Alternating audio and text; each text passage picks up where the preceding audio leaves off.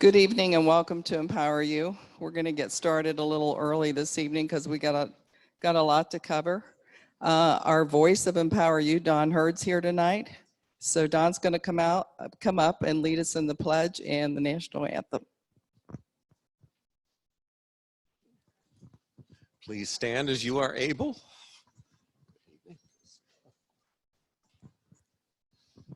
I pledge allegiance to the flag of the United States of America and to the republic for which it stands, one nation, under God, indivisible, with liberty and justice for all.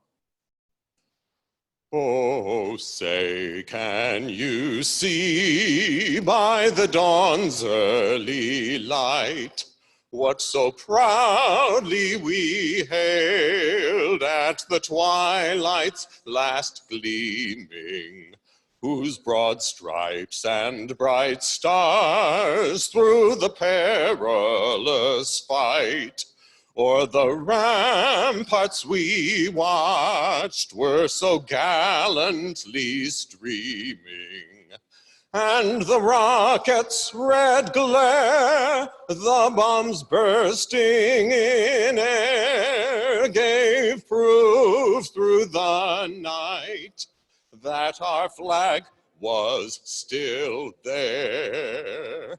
Oh, say, does that star-spangled banner yet wave o'er the land of the free and the home of the brave? Thank you, Don. I see some new faces here tonight, so I'm just going to go over a couple things you may not know. During the presentation this evening, I'm sure Dan will be willing to take questions either during or when he's finished. If you have a question, please raise your hand. Wait for someone to bring a microphone to you so that everyone can hear your question, especially the people online. And also, we are a free university run strictly by donations, so towards the end of the class, we do pass around our red buckets. Anything you feel like you would like to give to keep our classes going, we appreciate anything. And next, I would just like to tell you about the next two classes. Next Tuesday, Don Tolzman, who's a local historian, will be here talking about Over the Rhine, about the German heritage here in Cincinnati. He's going to be covering some of the buildings, I believe, in architecture as well. And originally when our calendar came out, on the calendar, it says that class is going to be downtown. That class is not going to be downtown. It's going to be right here at the studio. So that will be on the email going out where you can sign up, but I just want to point that out to you. And then also on Thursday, JT Townsend, who's a local true crime writer, he's been here 3 or 4 times, always brings in a good crowd. Everybody's always interested to know what the local crime is. Well, next Thursday, he's not going to be talking about local crime. He's going to be talking about the assassination of JFK.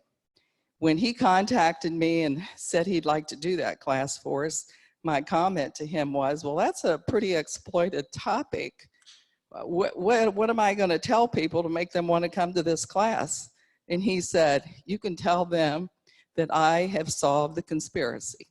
When I'm finished, nobody's going to wonder if it was conspiracy or coincidence. So any doubts or any questions you have in your mind, he's going to solve it. And also today I had some emails with him and he said, I hope we have a big crowd. I've given this class 3 times and it's riveting. So you don't want to miss next Thursday. Dan is our speaker, our main speaker tonight. You all know Dan Ragnall, who's the founder of EmpowerU. I'm going to go ahead and give a little bit of bio on him right now so that when I bring him up here, I don't have to come up again. Dan became active in government in 2003 when he became involved fighting eminent domain and helping stop it in Evendale and in Norwood. In 2006, he was one of the founders of WeDemandAVote.com, which successfully fought and stopped by ballot initiative a sales tax increase in Hamilton County. Later, we demand stopped red light cameras in Hamilton County. Dan spoke at the CPAC convention in 2008 to discuss major grassroots initiative actions across the United States. In 2009, he was unsuccessful in his efforts to bring accountability to the federal government's finances with a citizen-led initiative. We demand a balanced budget.com. In 2010, Dan was one of 3 leaders of the initiative to end Ohio's estate tax, which happened in 2011. The Tax Foundation called the repeal of Ohio estate tax one of the most important tax accomplishments of 2011. In 2011, Dan founded EmpowerU Ohio. We're now in our 18th semester, and our goal is empowering citizens. In 2014, Dan was one of the leaders of the effort to separate Music Hall from a county-wide sales tax, which helped the Museum Center renovation get passed by the voters of Hamilton County. Dan enjoys speaking to EmpowerU classes about subjects he's passionate about. Recently, he discussed Milton Friedman, Saul Alinsky, Charles Krauthammer, net neutrality, and DDAD EmpowerU classes. You already know that he is the founder of Frame USA as well. So he's quite a busy guy, as you can tell. So Dan, if you'll come up and if you'll get your tickets out, we're gonna have our door prize drawing.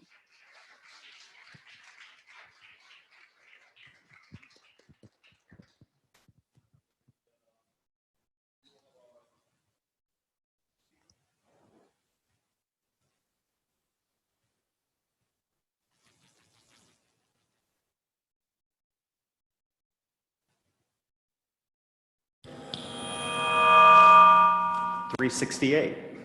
Who has number 368? Back in the back. Yes, thank you. We've got a book from Mark Levin called Unfreedom of the Press for you, sir.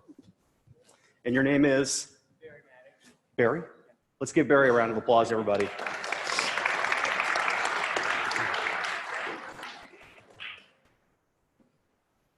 So we're just lucky tonight to kind of kick off the program to have someone who's spoken at EmpowerU before and really just a great well-known face in Cincinnati, and that's Jack Atherton. Many of you have heard him on talk on Brian Thomas's show, and you've sure seen his face for so many years. And I just had kind of lost track a little bit on what he was doing, but I saw he had a new book that looked fun, and I know he's always has interesting projects going on, so I just asked Jack to come in and tell us a little bit about it. And he's kind enough to have brought his wife Ainsley tonight, who's in the back. Ainsley, let's give her a round of applause. Jack, thanks for coming in. It's good to see you. He's a little injured too, so here's a microphone for you, Jack. As you see, nothing could keep me from accepting Dan's very kind invitation. I do appreciate being back with you again. I appreciate you coming out, mostly to hear Dan, but perhaps also myself, when you could have been sitting home watching some great TV. Family Feud, has just been on. It used to be a lead-in to one of my newscasts, which I always thought was strange, because the news is supposed to present objective truth. And Family Feud, as you know, offers answers that are not objectively true, but correspond to the answer that was given by the greatest number of people who were asked on the show. That's not very different from what's going on right now. By the way, my favorite Family Feud answer that I remember, Ainsley was with me, was when a fellow was asked, in which month does a woman begin to show that she's pregnant? And the guy's answer was October.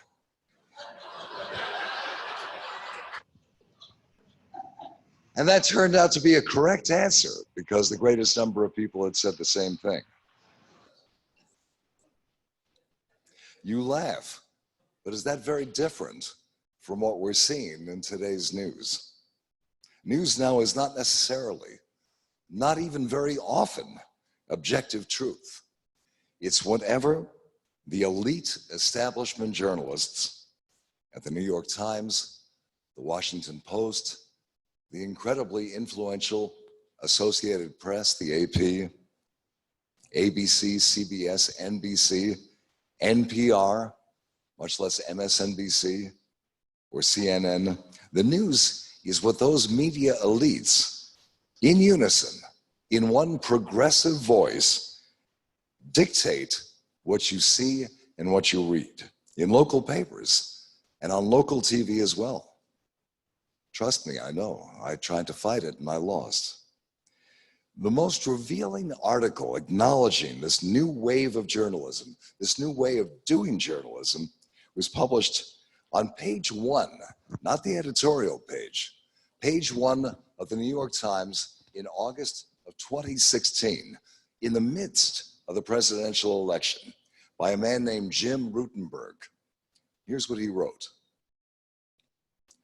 If you're a working journalist and you believe that Donald J. Trump is a demagogue playing to the nation's worst racist and nationalist tendencies, that he cozies up to anti-American dictators, and that he would be dangerous with control of the United States nuclear codes, how the heck are you supposed to cover him? Because, the Times continues, if you believe all of those things, you have to throw out the textbook that American journalism has been using for the better part of the past half century, if not longer, and approach it in a way that you've never approached anything in your career. If you view Trump, the Times continues, if you view a Trump presidency as something that's potentially dangerous, then your reporting is going to reflect that. You would move closer than you've ever been to being oppositional. That's page 1 of the New York Times in 2016. And that, of course, is what the mainstream media have been doing. The Fox News Channel and the Fox Business Channel, notwithstanding the fact that both of them have a number of never-Trumpers on their staffs, and that's fine. Number of liberals as well. They are exceptions. But their counter coverage is drowned out for most people, especially young people, by something that's even more important than whatever you see in the news. Popular culture. Popular culture, of course, is controlled by the left, from grade schools all the way up through universities to movies, TV, social media, even sports. Colin Kaepernick is back in the news. What's most destructive about most pop culture is not just that it's wrong, it's that pop culture is infantile. As Alexis de Tocqueville, one of my heroes, wrote in the 1830s, popular culture in league with big government seeks, quote, to keep people in childhood irrevocably. I used to go on every 2 weeks with Brian Thomas. I finally couldn't stand it anymore. Not Brian, Brian's the best, but just talking about impeachment and everything else that's going on. So I go on only once in a while, but every time I'm on with Brian, as some of you may know, I cite this quote from de Tocqueville, because this really is the key to what's troubling our civilization, not just America, all of Western and Eastern civilization, an attempt to keep people in childhood irrevocably dependent on government, because children are more easily led. In response to all of this, I've written 2 books. The first one, which is available on Amazon Kindle and also as an audio book, if you can stand listening to me, is called The Real Anchorman's Conservative Manifesto.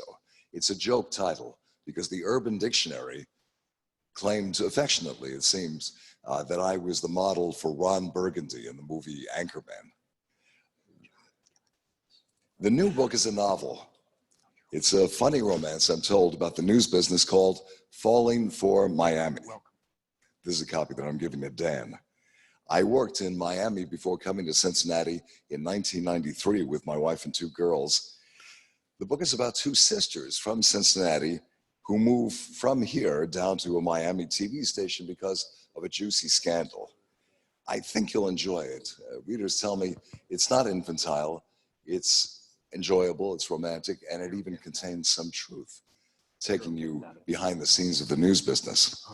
Falling for Miami is available as a Burroughs paperback or as an ebook from Amazon and Barnes & Noble. You can also find it at Joseph Beth. In fact, they've been nice enough to invite me for a talk and a book signing on the evening of January 28th. I haven't asked Dan about this, but if people get in touch with you and you can let me know who they are, I can give them a reminder as we're coming up on the 28th. And Brian Thomas has invited me to go on his show and tell people about that coming up as well. I do appreciate this chance to talk about all these things. I'm taking only a few short minutes because Dan has a really big topic that he wants to discuss. But of course, one of the reasons that it's such a pleasure to come to EmpowerU is that it's not infantile and it is objectively true. So have a great evening and forgive me for hobbling out. Let's thank Jack for coming in. Thanks so much for coming. Okay, so I do kind of have a secret reason why I asked you in tonight. Last election, 4 years ago, we did something called the Media Accountability Project. And what we did was we measured every inch of coverage of the presidential candidates the 2 months before the election. And we're going to talk about doing that next year. And I wanted to see if you'd come in and help us design a good way to do that. Excellent. Let's thank Jack for coming, everybody. Thank you so much. Good luck with the operation. And it was great to see you. And I can't wait to read the book.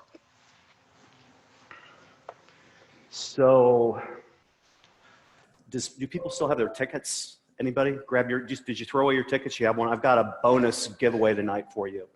It's a Elizabeth Warren Canceled the Student Debt mug that goes along with our class. So Bill, do we still have the tickets? Do we still have the tickets? Tickets? Oh, maybe they're right over here. Let's see.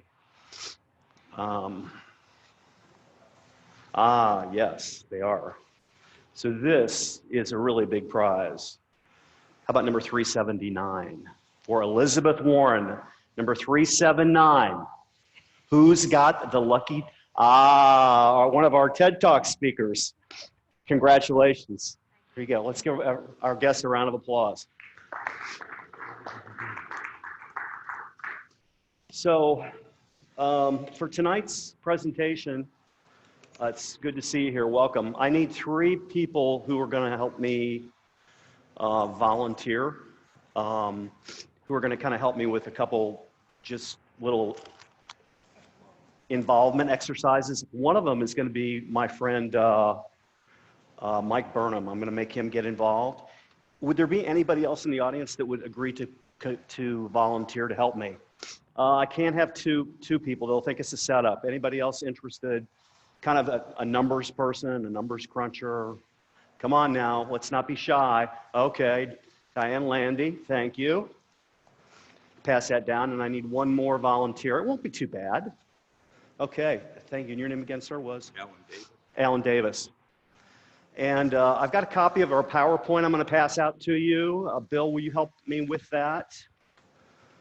And I'm going to inundate you with stuff tonight.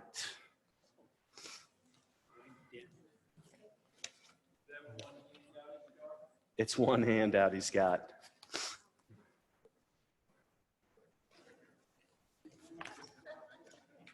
Yeah, I can pass it out. Here you go. Thanks.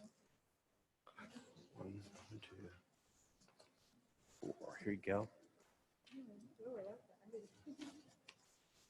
1, 2, 3. Here you go. 2, 3. There you go. 1, 2, 3. So, 5. It's our fancy chart about the debt. Here you go. Here you go. 2, 3. And while I'm passing these out, would you give our voice of EmpowerU, Don Hurd, another round of applause for his singing, which we so appreciate. And I just had a couple things I wanted to tell you before we got started. I wanted to thank our team tonight for helping out. We've got our executive director, Betty Overstreet. Let's thank her. We've got Bill Roll, who is our treasurer, back in the back. And we've got Jay Grunke, who's our producer. Let's give it up for Jay. So I just wanted to tell you about one class. How many of you were here Tuesday night? It was an amazing class. This is the class right over here against the wall.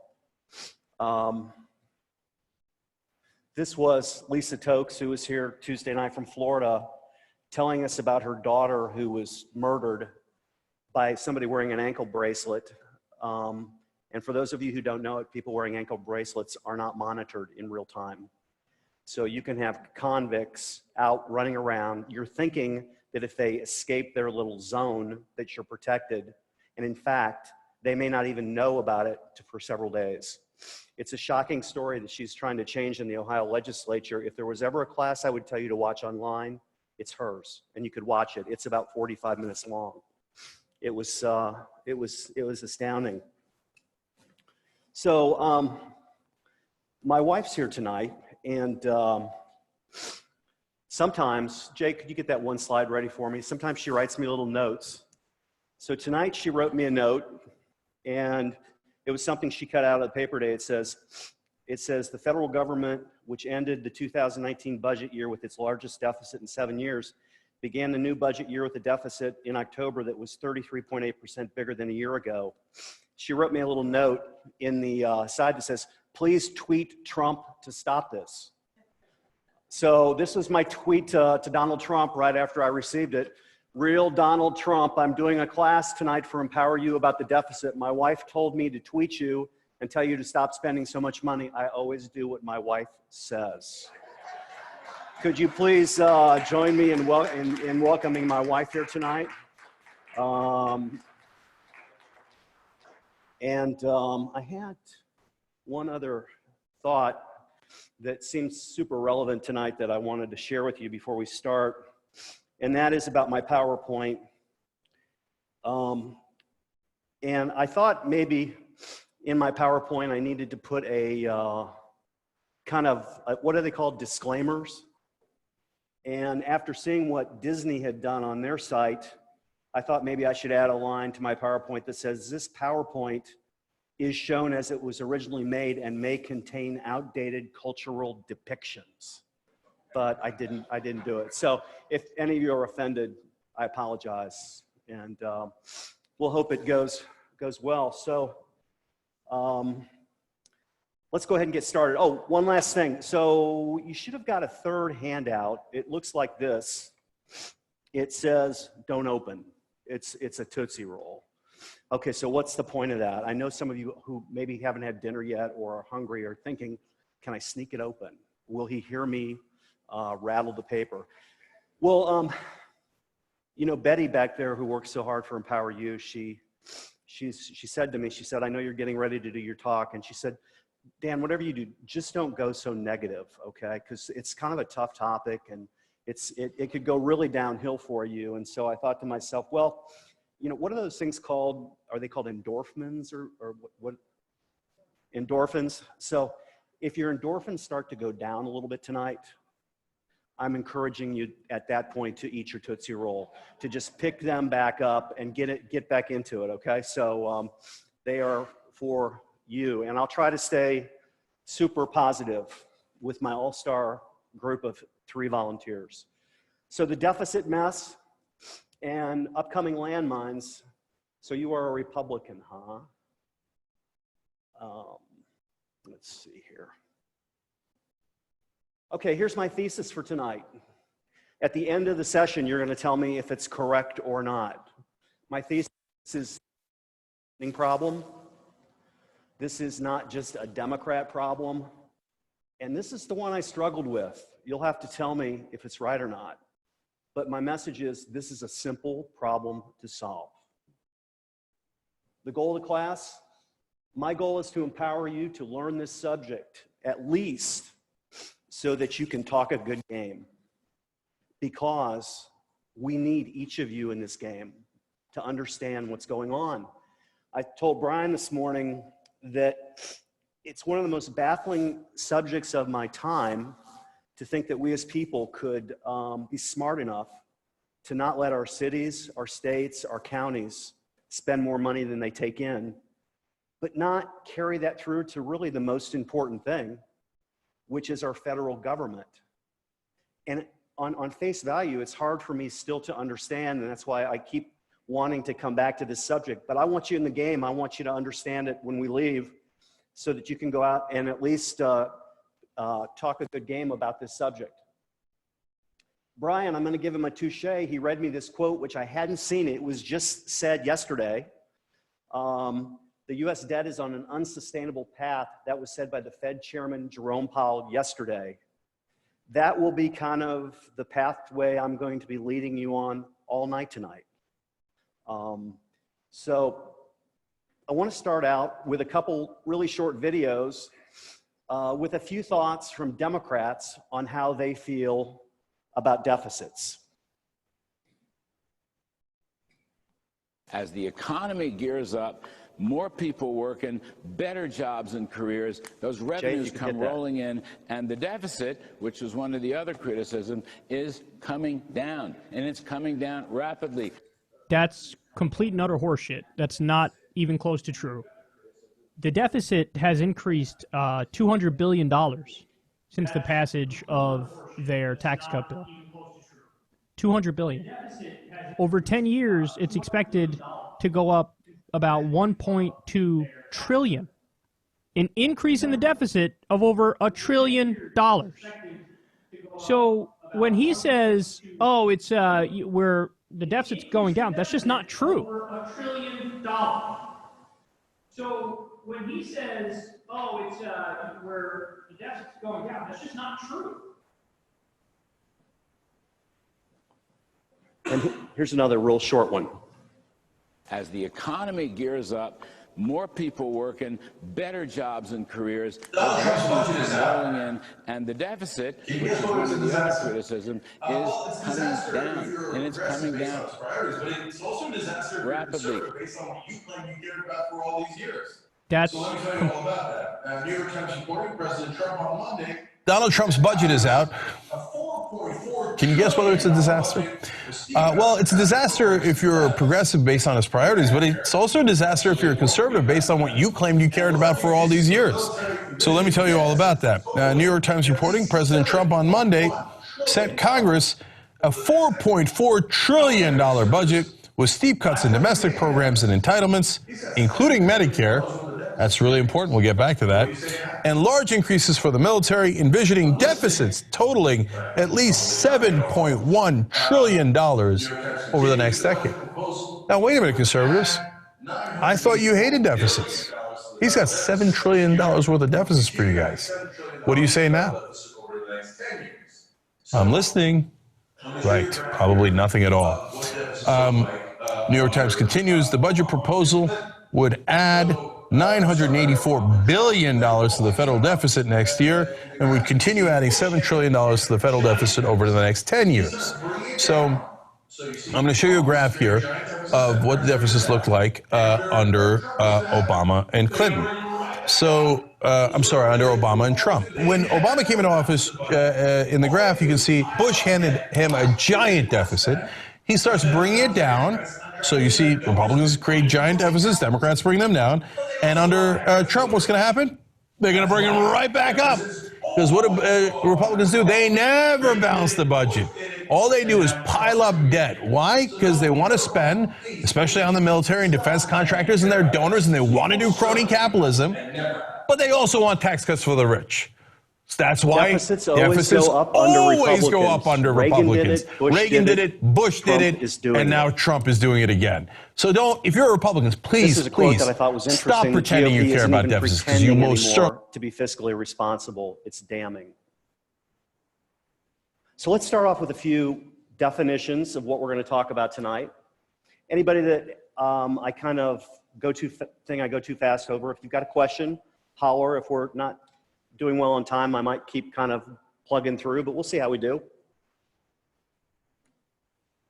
The national debt of the United States is the total debt or unpaid borrowed funds carried by the federal government of the United States. It's measured as the face value of currently outstanding Treasury securities that have been issued. National debt at the end of 2018 was 22 trillion. It's now 23 trillion. This was an interesting statistic, I thought. You always hear about China owning so much of our debt and how they can do whatever they want with us. But really, only about 6.6 trillion of our debt is owned by foreigners. That's 29%. Debt to GDP, which we'll talk about GDP a little bit later. I'm going to try to keep you out of the weeds and not get you too deep into some of this stuff. But we are the 43rd highest out of 207 countries. So that means we're in the bottom quarter of how people are doing, or the top quarter of how much borrowing we're doing as a country. Deficits. Deficit is how much more we spend compared to what we take in. So everything we're going to talk about tonight is 2019 based. The 2019 fiscal year for the United States government ended just on September 30th, 30 days ago. Everything we're going to talk about is 2019. So in 2019, we spent, our revenue was 3.472 trillion. Our spending was 4.472 trillion for a nice, even $1 trillion deficit. Start grabbing onto that Tootsie Roll. This $1 trillion is now added to the national debt. So the national debt was 22 trillion, and now it's 23 trillion. Landmines. I thought I needed to put in perspective for you some of the things that are going to come up over the next 5 years. The budget's so tight as it is, you'll see in a minute, it's almost impossible. But some of the things that are being talked about by some of the candidates, I think will happen. I think they'll happen within the next 5 years. I want you to understand what the significance of that is on a budget that doesn't have money to begin with. So I'm going to kind of go through these. You've heard about some of them, but in some cases, hopefully I'll be able to explain them and give you a better understanding of them. The first one is reparations. I kind of found this interesting, that I didn't know it, that as the Civil War wound down in 1865, General William Sherman made the promise that would come to be known as 40 acres and a mule. Has anybody heard that before? Which would be redistributing a huge tract of the Atlantic coastline to Black Americans recently free from bondage. This was the interesting part. President Lincoln and Congress gave their approval.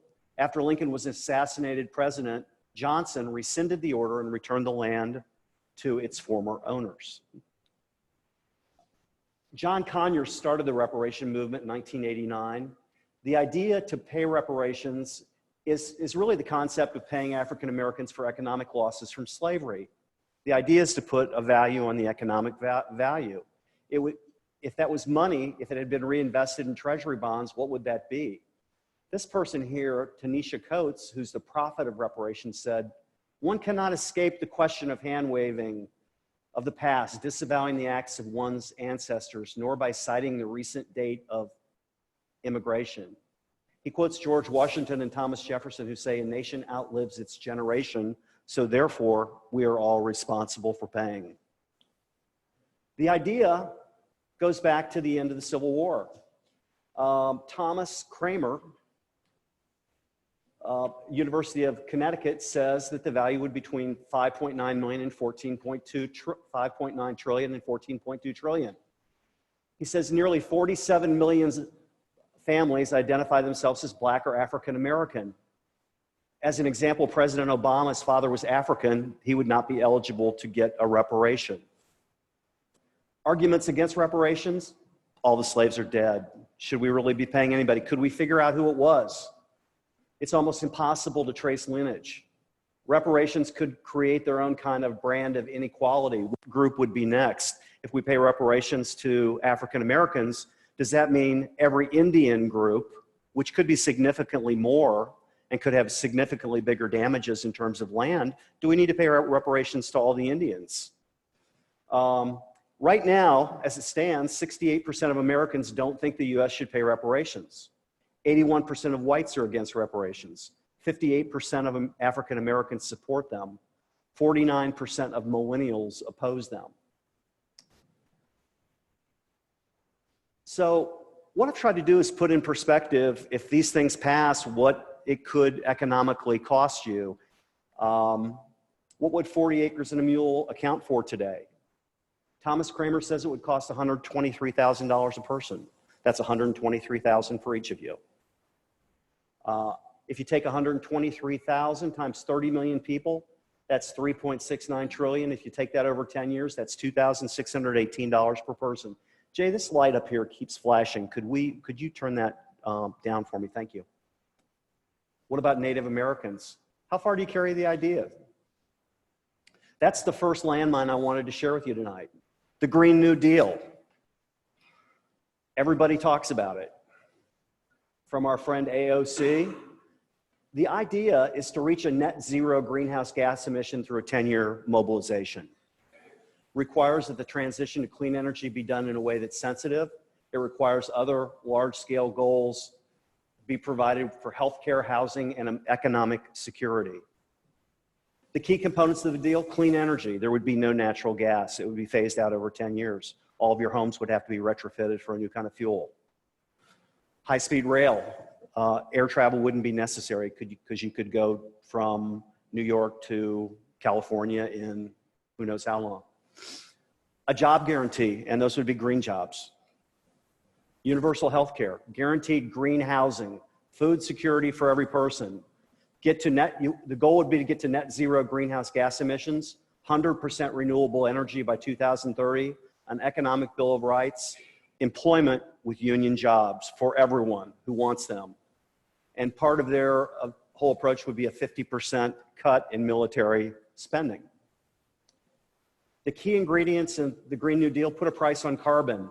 So you would be taxed a carbon tax on your fuel bill.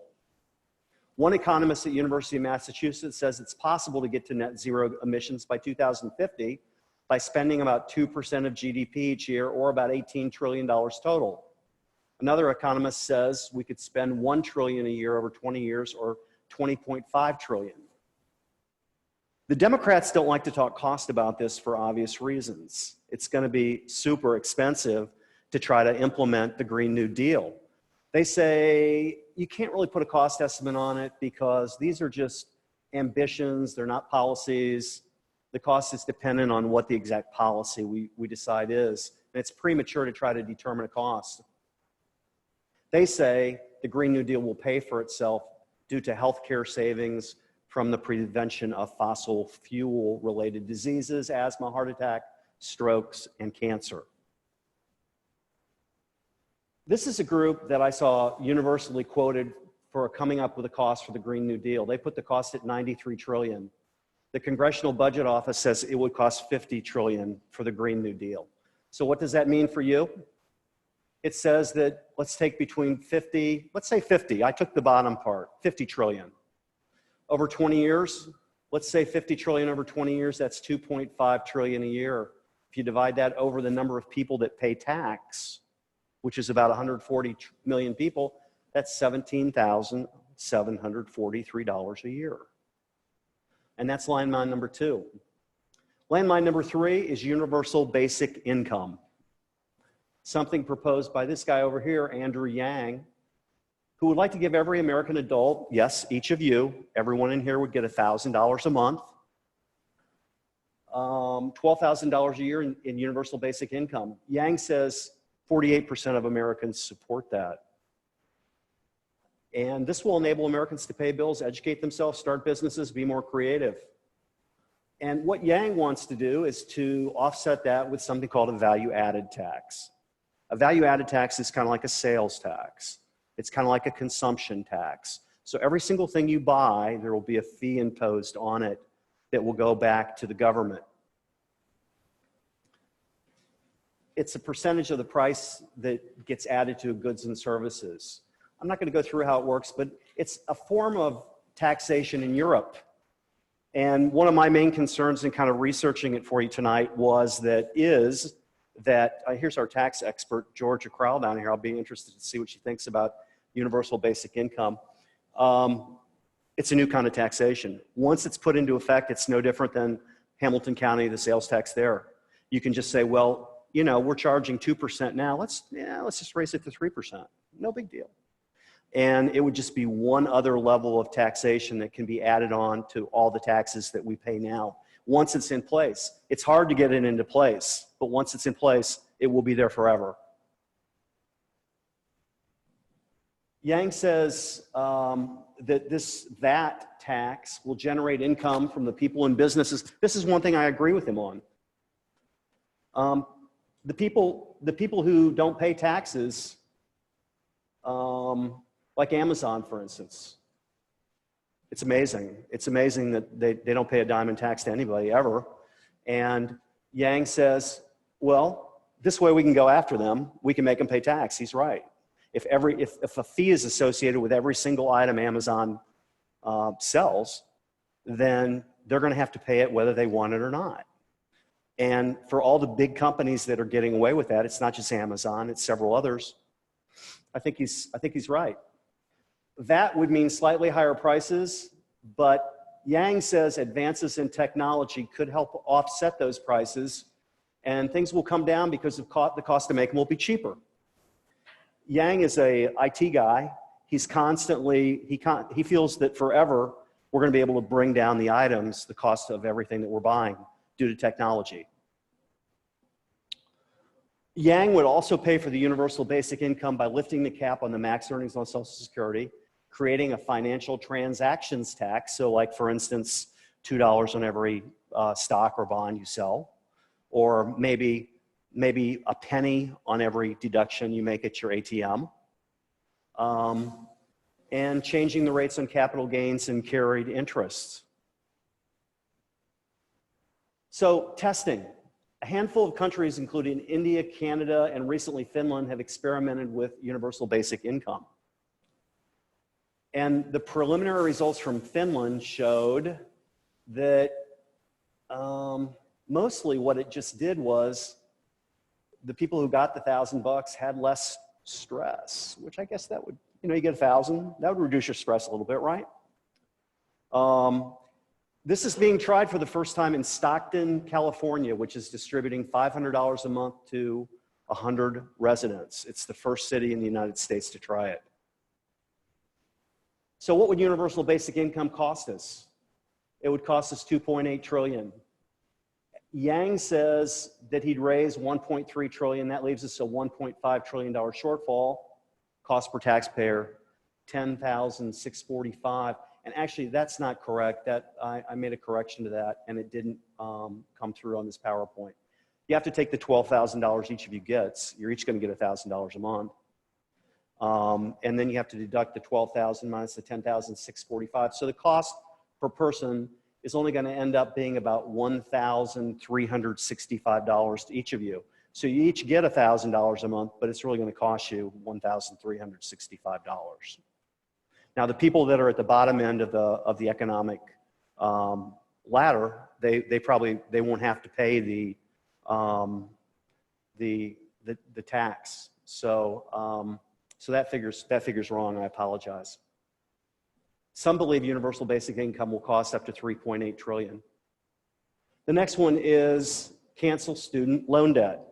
The only one that theoretically pays for itself. This is Landmine number 4. Championed by Elizabeth Warren. Hey, I've got people who work for me that have student loan debt. You see how terrible it is for them, and how much it hurts them and how depressed they are. But it's difficult. She has pitched student debt cancellation as a way to tackle the racial wealth gap. It's also a means to stimulate the economy. Warren says that $1.5 trillion student debt is a drag on the entire economy. She says the debt crisis is real and it's crushing millions of people.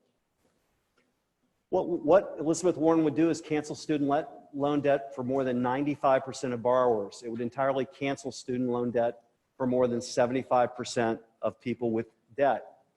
Anybody earning $100,000 or less coming out of school would receive $50,000 of forgiveness. So maybe you're thinking about a family member maybe that took on student loan debt to go to school.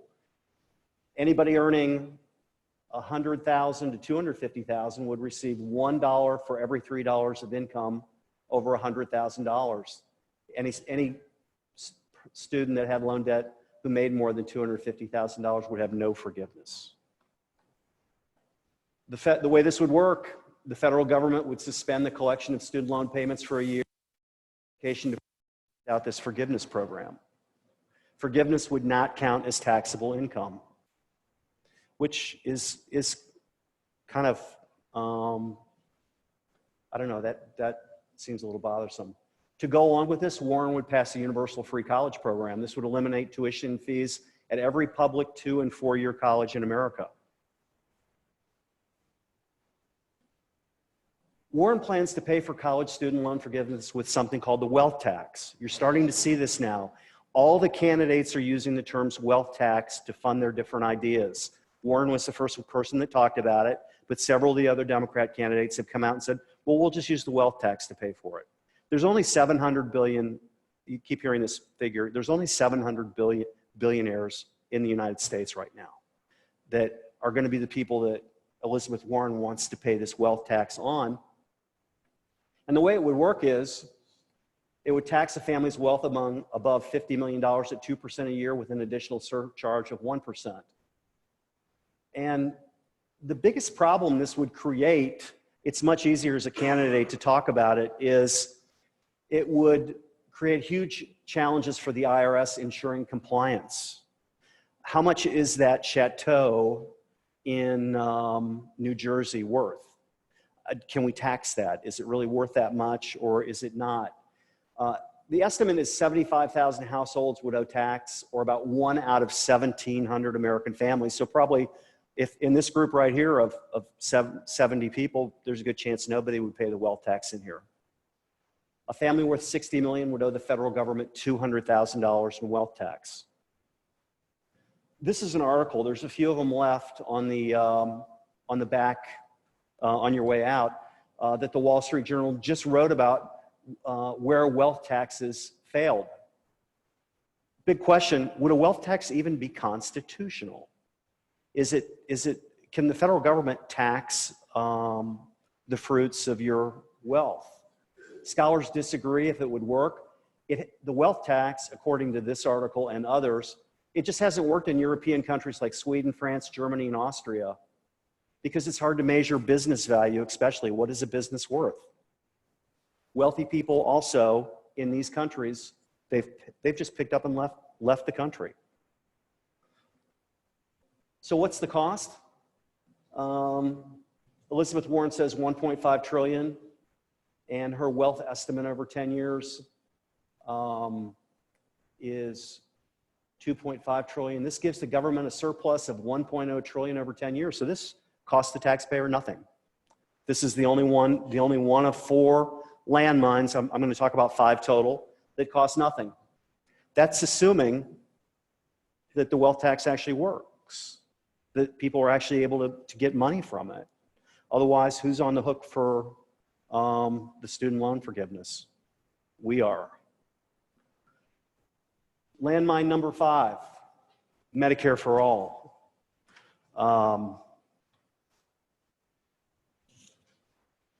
The Medicare for All bill is sponsored by all 16 Democratic sponsors.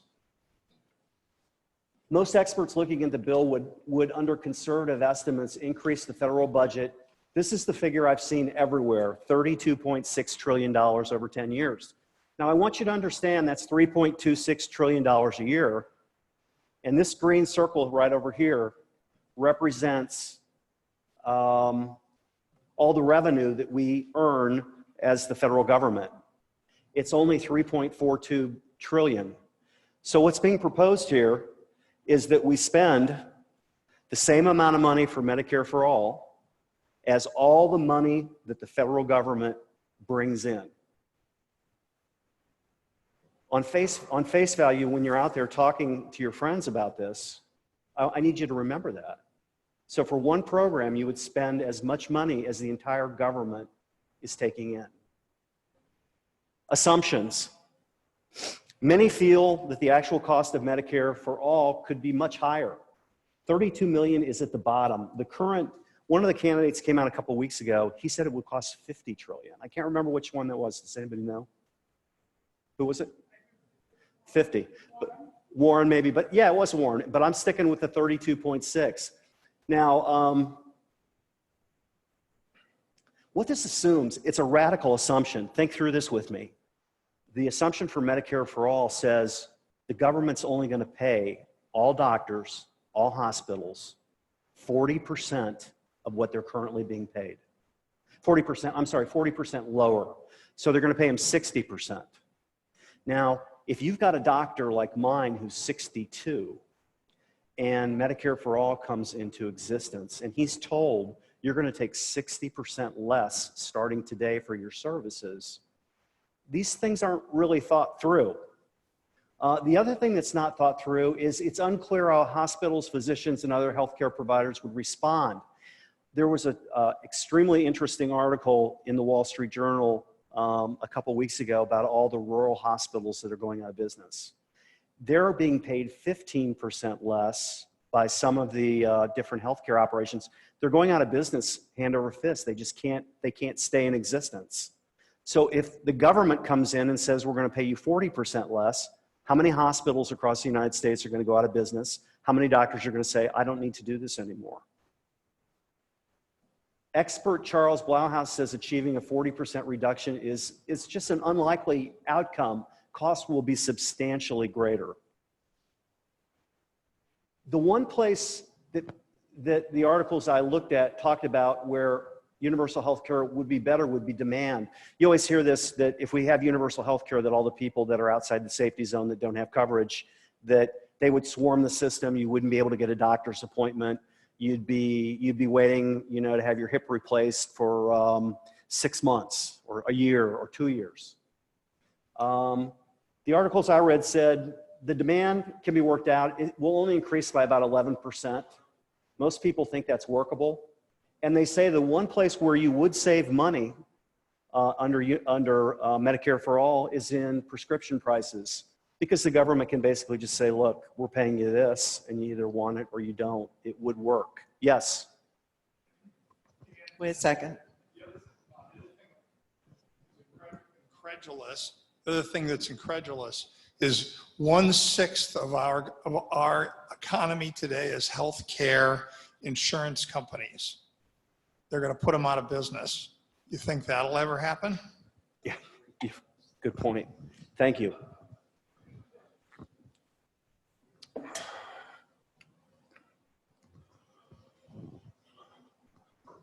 So, most experts believe this program would require historic tax hikes.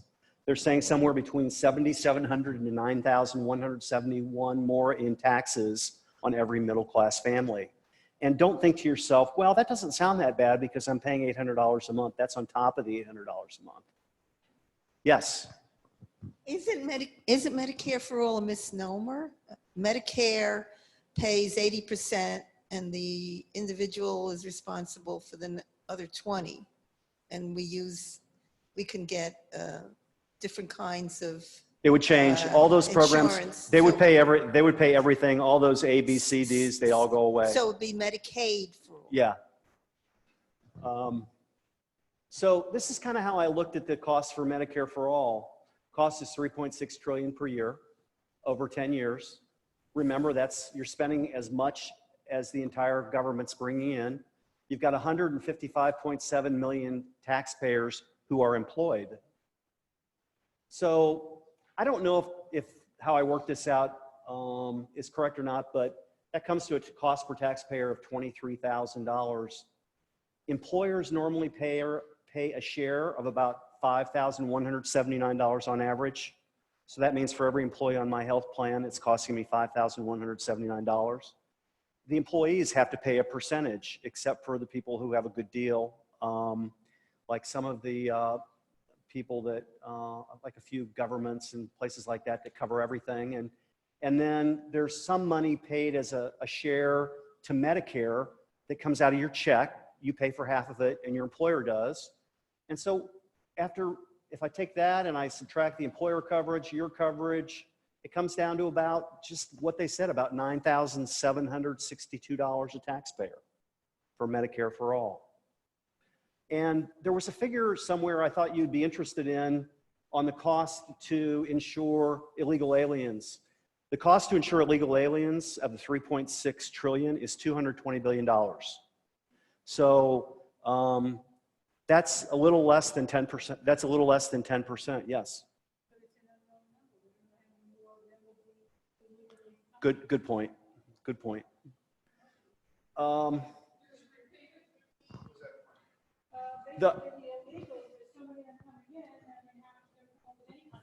We don't know exactly how many people there are. Okay, did I get it? Okay, no, just saying that you can't come up with any kind of a number because we don't know how many illegals we'll have with the people that want this kind of a program. So this slide did get corrected. So I think I'm going to give you kind of my my figure of these 5 landmines. Reparations cost $2,618. The Green New Deal, $17,743. Universal basic income, you take the $12,000 you get in minus what it costs, and it only costs you, about $1,355 a year, and Medicare for all costs $9,762. So at the end, you're left with a package of about $31,000 of what these 5 landmines cost you. And you should know that when they're being discussed. You should know it because it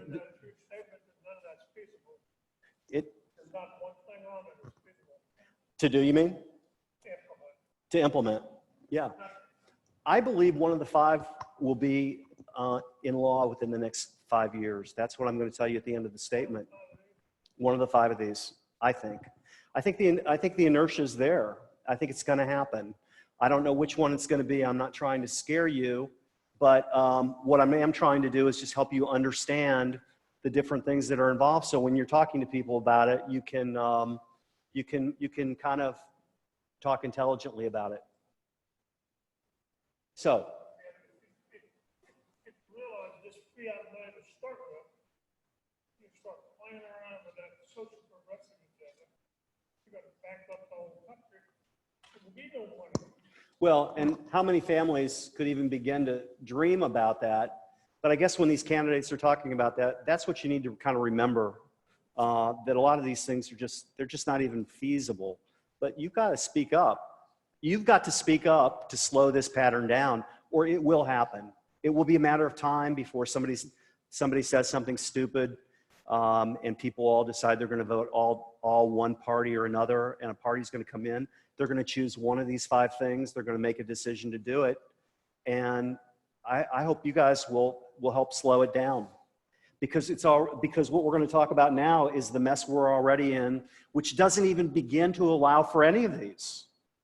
It's not even close. So we're going to talk about the 2019 United States budget. It just ended, and this is the budget we will discuss. So the revenue part is easy. You've got your handout right over here. We're going to talk about the green circle first of what the revenue is. It's really easy. You've got a half circle here. Income tax is half of the receipts of the federal government, 1.719 trillion. Then you've got payroll tax collected by the federal government, 914 billion.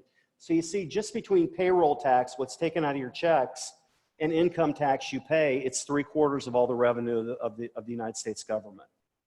The other things, you've got corporate tax, which is supposed to be about 21%. You've got things like Medicare and Medicaid parts that are paid to the government. You've got things like excise taxes, where the government taxes you for bad things they don't like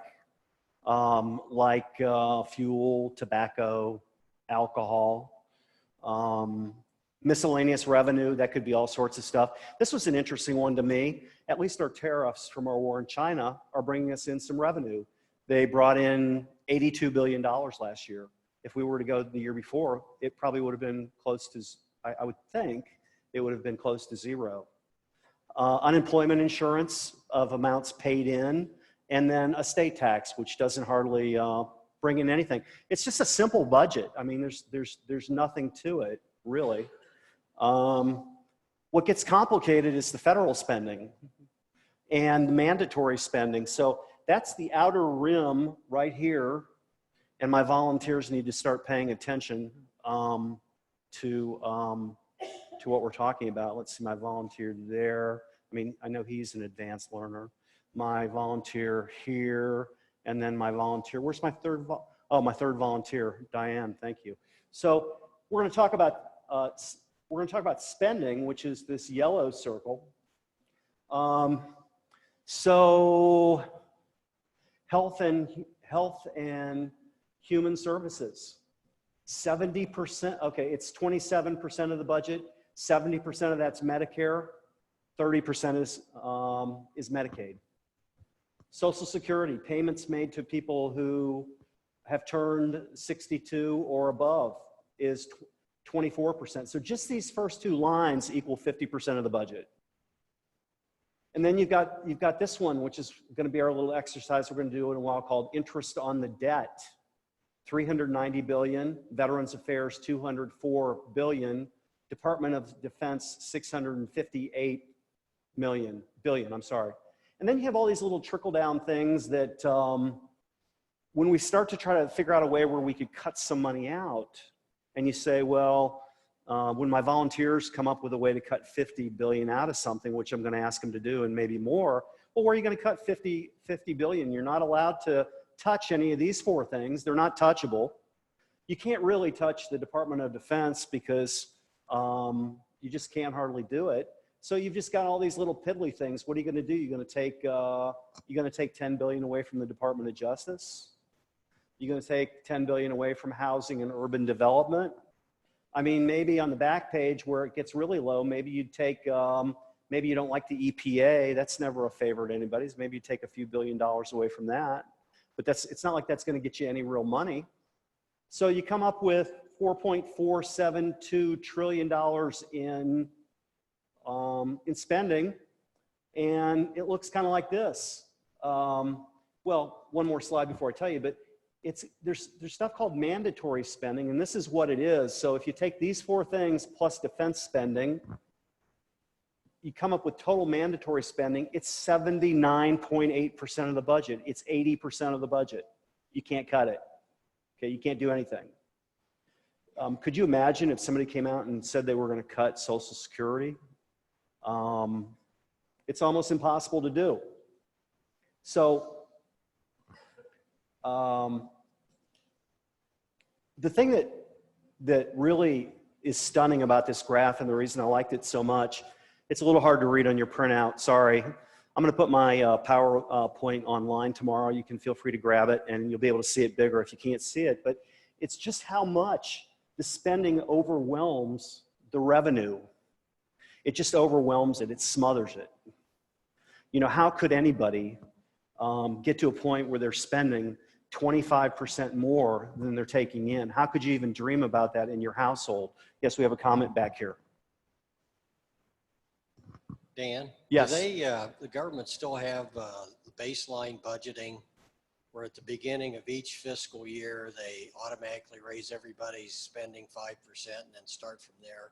Yeah, and yes, and we're going to talk about that when we get to one of our solutions towards the end. By the way, I forgot to say hello to everybody online. Thank you for coming tonight.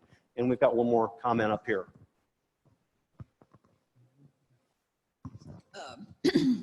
There's a few simple solutions. For instance, you yourself talked about Charles Krauthammer about healthcare. And he said, what you have to start with, as I recall, is tort reform.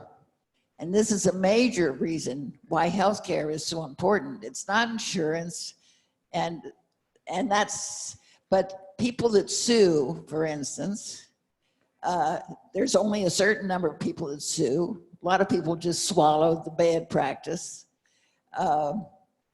So I think, yes, there should be able to sue, but not the amounts that they have now.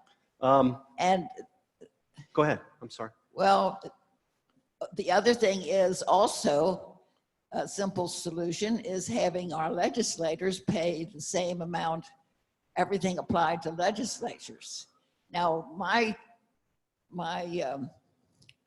gripe about all of these taxes is the bureaucrats pick and choose who's going to get them.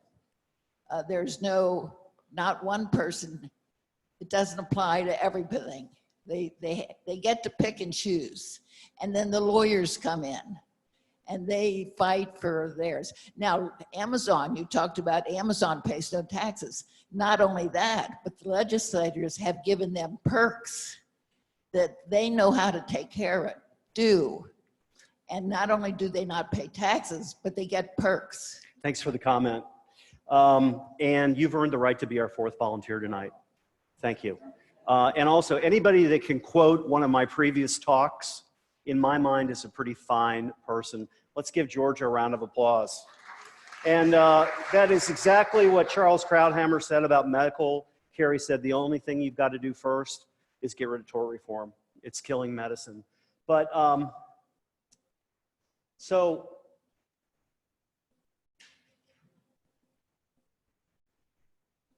this is just the graph that's up there that we talked about, just swallowing the expenses. And so just kind of a summation, total revenue, 3.472 trillion, total spending, 4.472, a deficit of $1 trillion. Light bulb idea, we're spending 25% more than we are bringing in. Let's see what Warren Buffett has to say about the debt and deficits. Jay, if you could start that for me. Well, I don't regard a deficit of 3% or so of GDP as threatening to our economy. It's when the debt increases significantly and consistently as a percentage of GDP. Yeah, well, I don't regard a deficit of 3% or so of GDP as threatening to our economy. It's when the debt increases significantly and consistently as a percentage of GDP. But we can run a deficit, not wild deficits, not ever increasing deficits, but we can run a deficit and have a wonderful economy. And of course, we've been doing that for since World War II. Now you sound like Dick Cheney. The deficit doesn't matter. Moderate deficits don't matter. I mean, the truth is, the earning power of the country goes up year after year. Berkshire, 50 years ago, $3 or $4 million would have been a huge amount of debt. Now, whatever it might be, 30, 40 billion is very easily serviceable. So the richer the country, the more debt you can take. Raise your hand if you think that deficits don't matter. I must have scared everyone. Eat your Tootsie Rolls, please. Already gone. I've got plenty of them, sir. Betty, could you supply that gentleman another Tootsie Roll, please? Okay, so let's move on. Let's talk about this GDP that Warren Buffett talks about. It's one of the most common indicators used to track the health of the nation's economy. GDP represents the total dollar value of all goods and services produced over a year. GDP in 2019 was $21.439 trillion. It was almost the exact same as our national debt is right now. So the GDP is almost the exact same as our national debt is now. Now, Warren Buffett says in the video that a 3% deficit to GDP is okay. He says because our economy is growing, no problem. We did it with Berkshire Hathaway. But the thing Warren doesn't really talk about is, gosh, we aren't ever paying down the debt at all, ever. And the current deficit, if you take it, the current deficit is 1 trillion divided by the GDP. It's equal to 4.3%. And Warren says you don't have a problem until you're over 3%. So even Warren now should say, whether he would or not, I don't know, that we've got a problem. So under Warren Buffett's 3% figure, that would equal a deficit of $690 billion, but it sure wouldn't be $1 trillion. I ask. So here's one more short little video from somebody from the Congressional Budget Director. What does he say about deficits and whether they matter? Keith, there's been a big debate or an emerging debate in the economics community about how much deficits matter. There was a very important speech by Olivia Blanchard, the former IMF chief economist, and then also in Congress there are people who are saying deficits don't matter. What's your view? Deficits have an effect. We think deficits, certainly deficits affect flexibility. One of the things I think is really notable is we're having pretty strong growth right now, almost 3% last year. Unemployment rate's low, yet we added about $780 billion to the deficit. And that's very good times. When things turn less good, we're going to see the deficit balloon after that, and I think it'll affect the flexibility of things. And we're starting to spend more and more on interest cost.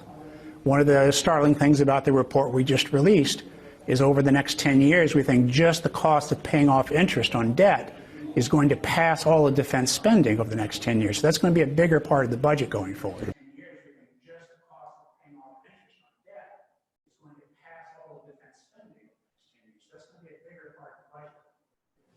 Volunteers, keep that in mind. So what he's saying is, if I can go back a few slides, let me see if I can do that.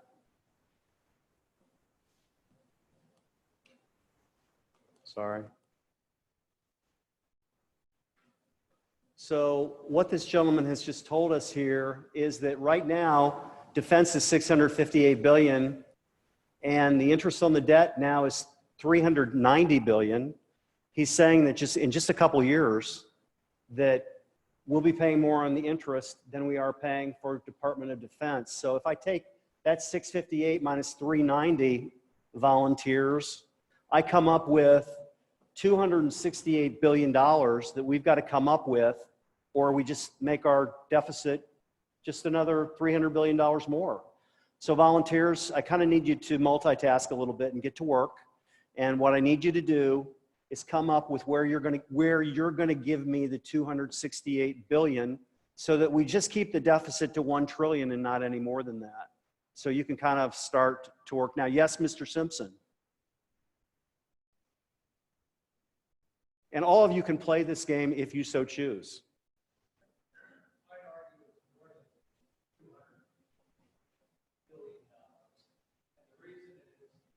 All those red items will increase as the baby boomers retire and the healthcare costs go up and Social Security goes up. So that 200 is going to be significantly higher than that as a starting point. And for some of you, like me, I mean, you remember when you were a kid, when you could actually go to the bank and you got paid a little interest, right? Someday interest rates are going to go up a little bit. And when you combine the fact that Mr. Simpson just shared with us, along with the fact that sometime interest rates are going to go up, we're going to be paying a lot more than 1.8% interest on this money. And where are we going to get it from, volunteers? That's what I need you to work on for a few minutes, telling me where we're going to come up with the 268. So let me get you back to where we're at here.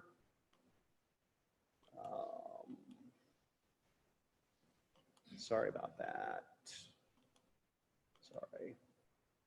The role of interest rates. I mean, these are the interest rates. I know that you can't see that very well. These are kind of the interest rates I remember. Like, we bought our first house, my wife and I, in 1980. Let me see. 1981, and interest rates were up here, you know? I mean, interest rates, I mean, how long can it stay like this? It can't, forever. What's gonna happen to this mess we've got over here, along with the 5 landmines you've got? What's gonna happen? The only reason we're making it is because the interest rate is 0, more or less. And there's between 2 and 3% growth every month increasing, right? Yeah, and it makes you wonder if the 0% interest factor is just, it's part of a plan. So like I said, currently the US is paying about 1.8%, and let's say it goes up to 3%. But the figure I want my volunteers to work on is coming up with $268 billion. I'm gonna hear from you at the end. So how can we fix this? I'm gonna give you 4 solutions that I know about of how we can fix it. And then at the end, I'm gonna let you tell me which one you think would fix it, if any of them, and maybe none of them will. The first one, budget sequestration. It was actually a good idea that was decided upon between Republicans and Democrats. And the decision was made to cut $1.2 trillion from spending from 2013 to 2021. So about $100 billion a year over a 9-year period, a little more than that, $120, $140 billion a year. The cuts were evenly split between defense spending, with spending on wars exempt, and discretionary domestic spending. So this started in 2013, which was 6 years ago. So the reductions in the first year were $85 billion. Cuts were made in 2014 through 21. But here's your Congress again. They just said, well, let's just get around the sequestration. Let's not do it this year, and let's just extend it out another 2 years. So that's what's going on this year. There is no sequestration. It's a law that apparently can't be stopped, but they could just next year say, well, let's just extend it another year. So it's kind of like a kid trying to get out of out of something. There's always a way to get out of something. And according to the Congressional Budget Office, the 2019 budget deal will take the nation's debt to GDP to the highest percentage it's been since 1947. And why were we spending so much in 1947? We were in the war, right? Inevitably, lawmakers will have to make difficult choices on federal spending and revenue. So it seemed like budget sequestration might have worked. It was kind of Betty, we have a comment down here, right down here. But we kind of got too tempted and we gave up. Using the term sequestration reminds me of when we bought homes and our interest rates were like at 18%. Mm-hmm. And now they're sort of like they could be 3%, 4%. Right. So that's what, that's a big differential there. And we're on the lower end of that now. Right, correct. Let's go on to number 2. Okay. So one of my theses was this is not just a spending problem. I'm kind of trying to be a realist tonight with you all. I know you might not like that.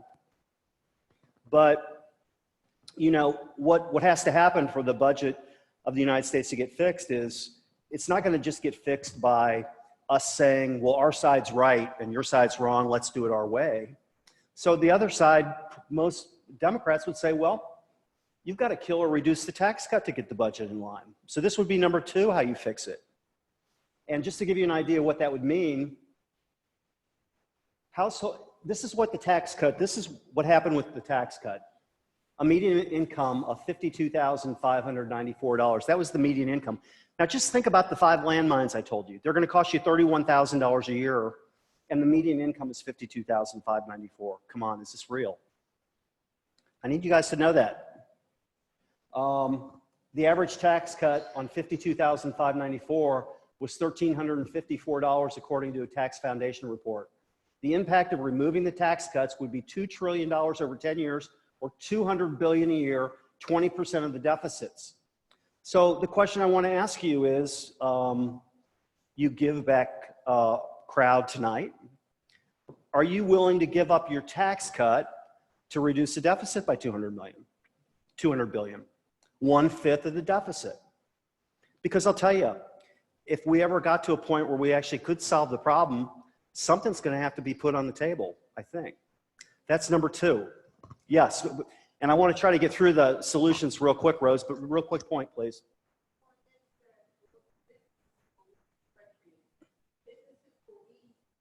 Country again. Okay, we're attracting businesses and thereby more jobs and lower unemployment. That's going to go away. Not too smart. Thank you. I have to include it in my list. It is one, whether you like it or whether you don't. And I'm not saying I would give up mine, but I want you to understand the impact. The impact of rescinding the tax cut is 1/5 of the deficit. That's what it is.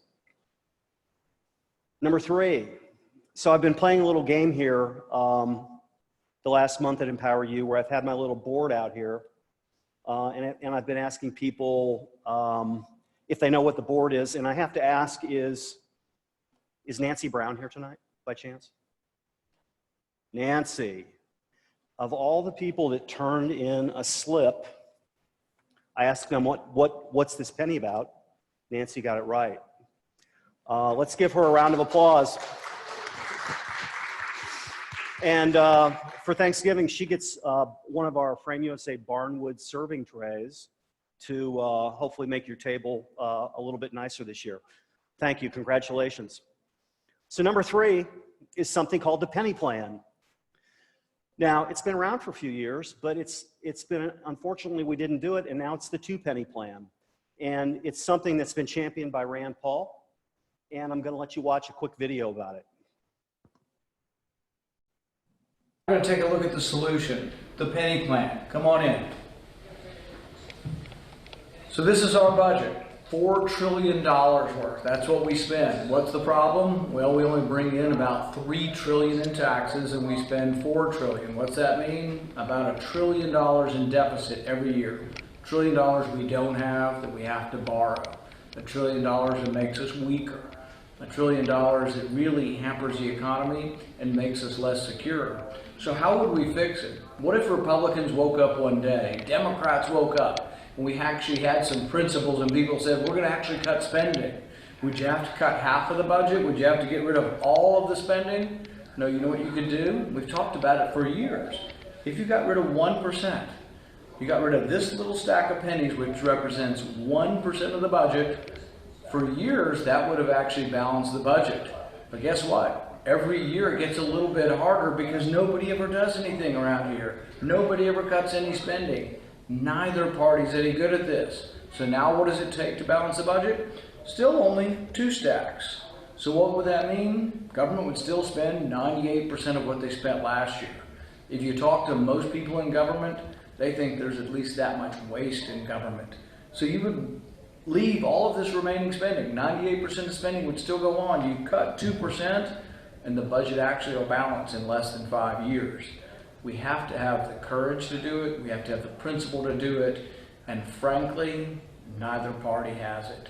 So call your representatives, call your senators, call your congressmen, call the president. Tell them we ought to balance the budget, and balance the budget now.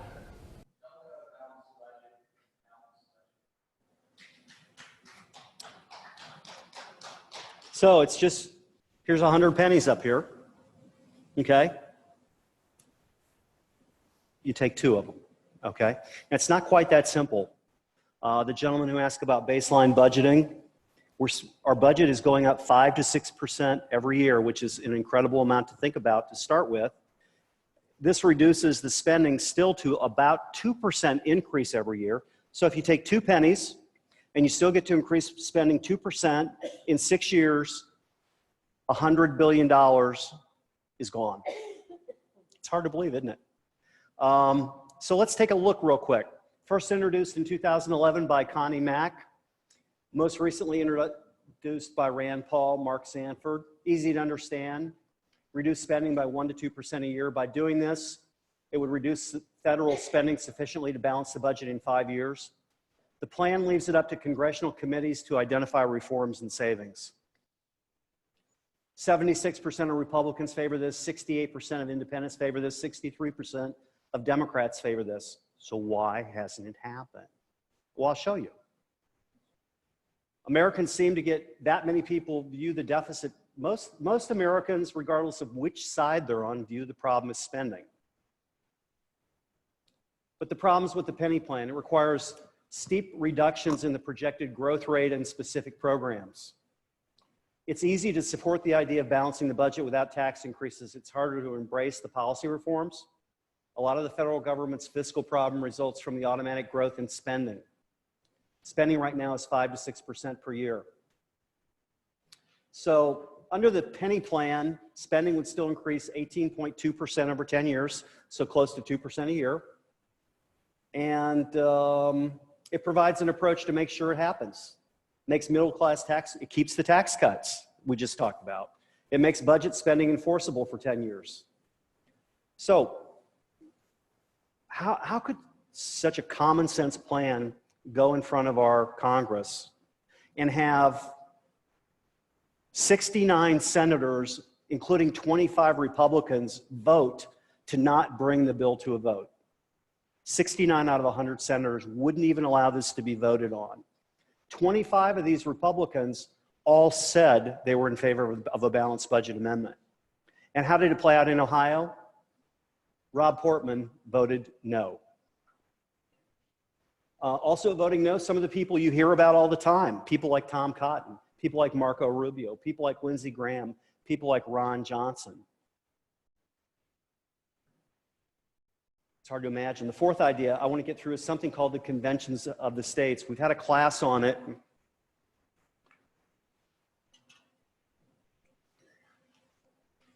There's two ways to change the Constitution. The first three ideas I've given you to fix this require people to do the right thing. They require people to do the right thing. And we've waited so long for people to do the right thing, we have to ask ourselves, I think fairly, will people ever do the right thing? This does not require us to wait for Congress. Ways to change the Constitution: 2/3 of each House of Congress agree to propose an amendment, or 2/3 of state legislatures pass applications for an amendments convention. That must pass in 34 states. The founders knew the federal government might one day become drunk with power. The most important check they gave is Article 5 of the Constitution. Article 5 gives states the authority to hold a convention for the purpose of proposing amendments.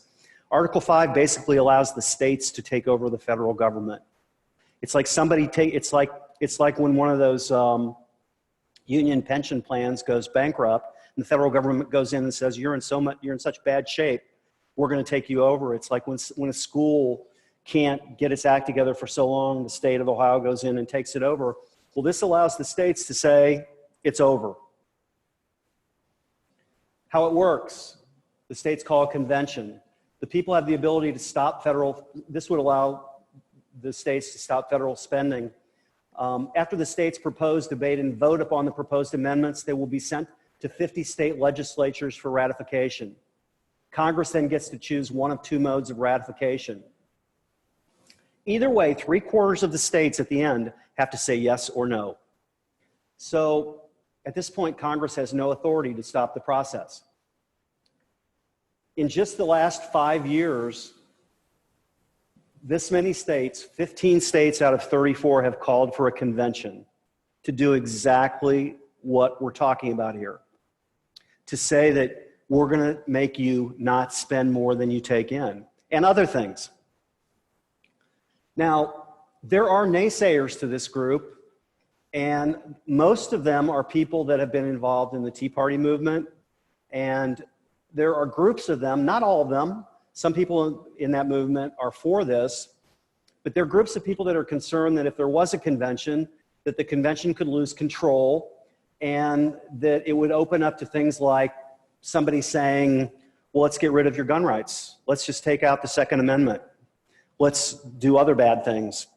And I understand their concern, but I also understand the concern that this problem right here is overwhelming our country. We can't just forever just do nothing. We have to try something.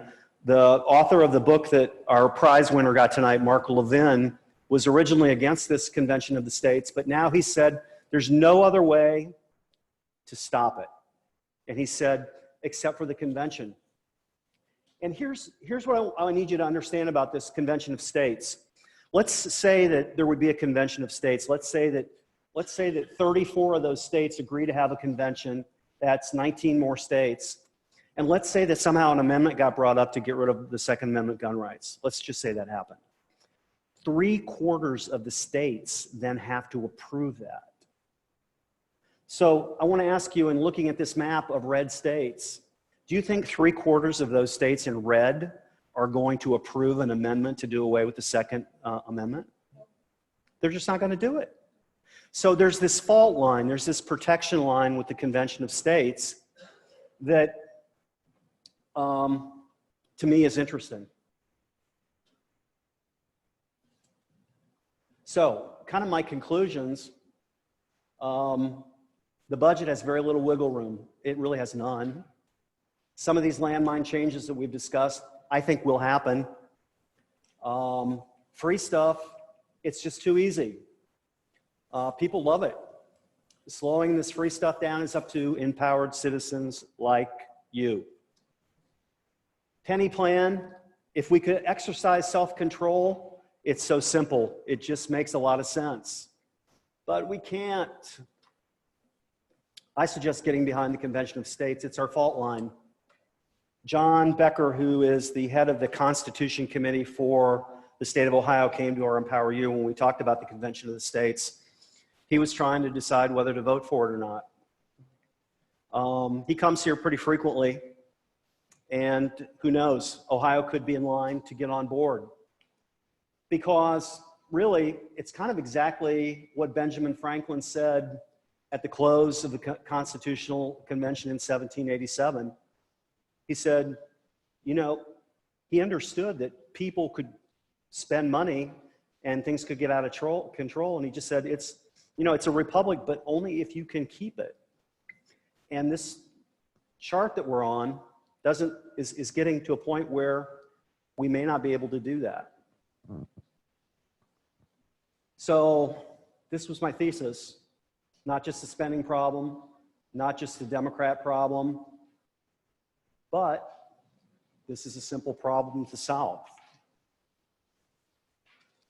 Anybody have any thoughts or comments? My volunteers, get to work. You're going to be up here in just a second telling me how to save your 268. This Dan? Yes. What wasn't mentioned, well, you've sort of mentioned it, that it automatically goes up every year, 5%. Suppose we eliminated that.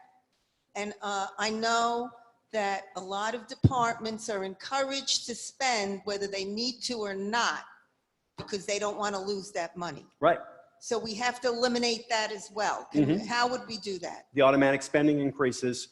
They're built in right now to mandatory spending. So the first person who says, take away Rose's 3%, how big is the increase? Did somebody just, is somebody on Social Security, what's the increase you received? 1.6%? So if somebody comes to Rose and says, we're going to take away your 1.6% increase, it'll never happen. You're willing to do it. Thank you.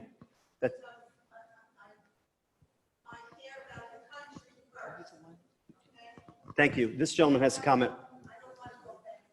Yeah, it's interesting. The Canada, relatively similar to our country, their deficit is like 1/3 of their gross national product. They're 1/3 as opposed to the United States, which is about equal to our national product. It's about equal. Thanks. Thanks for that comment.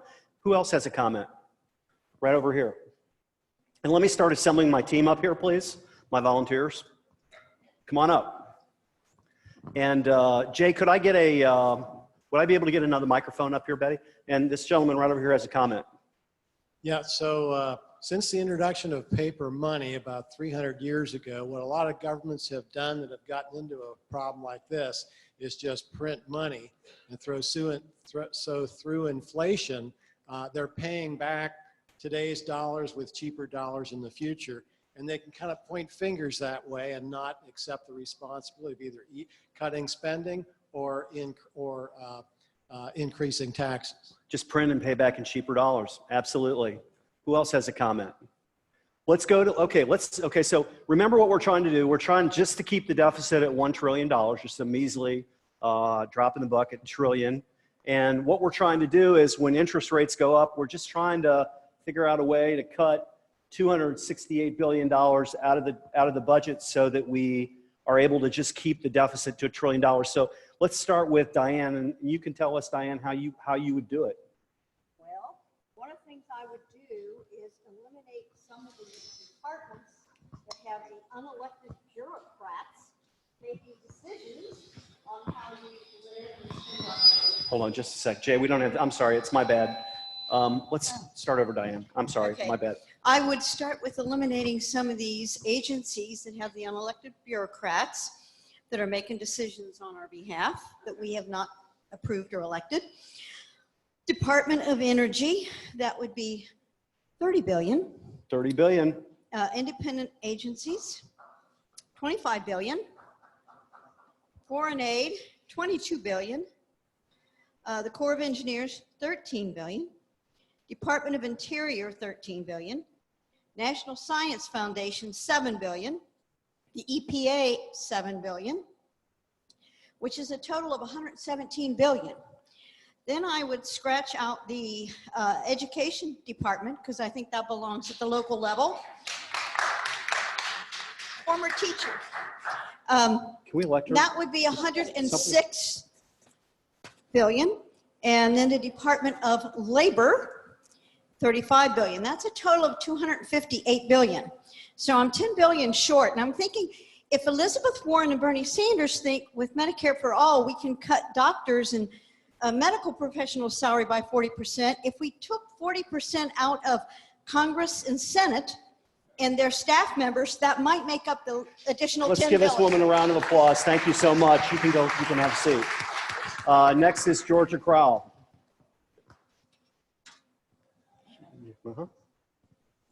Is it on now? It is on. All right. Well, I would like to tie the tax in with the expenditures. For instance, I don't quite understand how we have tax on gasoline, but yet they're talking about putting a toll on the Brent Spence Bridge. Why don't we take it from our gasoline taxes? That's just one. Every time they turn around, they're talking about another different type of tax to pay for the infrastructure. It's right there. Secondly, I think we have to start something. It may not be just started slowly. So much 1% a year, like the penny tax, but just everything. Any kind of a new tax that's on a person or an expenditure, started slowly. Then also, I was interested in this Yang talking about $1,000 a month. That's very interesting because it's a little like the fair tax, pre-tax. If any of you remember the fair tax that was shot down because it was too much tax, too much consumption tax. But they wanted to pay a pre-tax. Now their pre-tax was not $1,000 like Yang is suggesting. It's $250. Now, this would work if anybody that had a student loan or a medical bill that they hadn't paid, they didn't get this pre-tax, this prepayment until they paid that debt. They could sign up for it, but it wouldn't come into their pocket until the student loan was paid. So do you have a total for me? No, I don't. No total? Sorry. Let's give Georgia a round of applause. I'm sorry, your name again, sir? Your name? This is Alan, everybody. Okay, no one's going to clap with my solution. But I'm a realist, and as I read my local paper, anytime I see there's a proposal to cut any spending, there's an article in the paper on who's going to get hurt and how many people. I mean, you think back a month or two ago, they were going to take people off of food stamps that weren't even eligible, and that was going to be 3.3 million people and 63 in Ohio. So they said, oh, you can't do that, even though they're not even eligible for it. So until we get the media to understand that there's a real problem here and that have to spend, then really the only option is tax increase, which I'm not in favor of. I know no one's going to clap for it, but the media has to get on board that this is an issue. Let's thank Alan. Thank you, Alan. My friend, Mike Burnham. Well, Dan, all the good ideas I think are taken, but I definitely agree with number one, and closing departments and looking where we can cut expenses. The trouble with that idea, along with, I think, virtually every idea you put up there, Dan, is there's a lot of unintended consequences, and we'll cut costs somewhere, and they'll create costs other places. If we cut the Department of Education, which I'm fully in favor of, that's going to put a much bigger burden on the states, and those taxes are going to, show up somewhere else. I honestly believe the only alternative is a balanced budget amendment, and that until we make Congress do their job, we're kind of going to be stuck with a lot of this. Let's thank Mike, everybody. Thank you, Mike. So just as a way of closing, and I want you to take this sheet, which was, oh, we've got Mr. Simpson has a question in the back. I have a comment. Okay.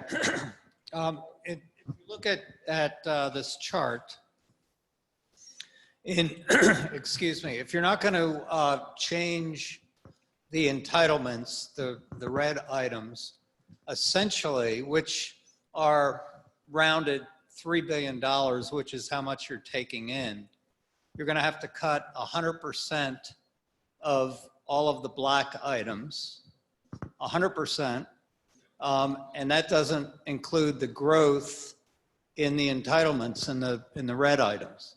So realistically, the only way to balance the budget is to take a tax increase of some sort and or change all those entitlement programs, and which means you're goring a lot of oxes. And I don't believe it's just the politicians that'll say no. I believe it's the citizens that'll say no. Thank you. So as a way of kind of closing, I passed out this sheet to each of you about the fixes that we talked about, which were the budget sequestration, the increased taxes, the penny plan, the convention of states, or none of the above as a way to fix the problem with the deficit. I want you to vote on it. And what's going to happen tomorrow on EmpowerUohio.org, there will be a little blog article in the right-hand column, and it will tell you which proposal had the most votes and how many got a vote. So if you could take a little minute to do that. And I just want to thank you all for coming tonight. And we look forward to seeing you next Tuesday night for our discussion on Over the Rhine, and then JFK on Thursday night. Have a good night, everybody. Thank you for coming.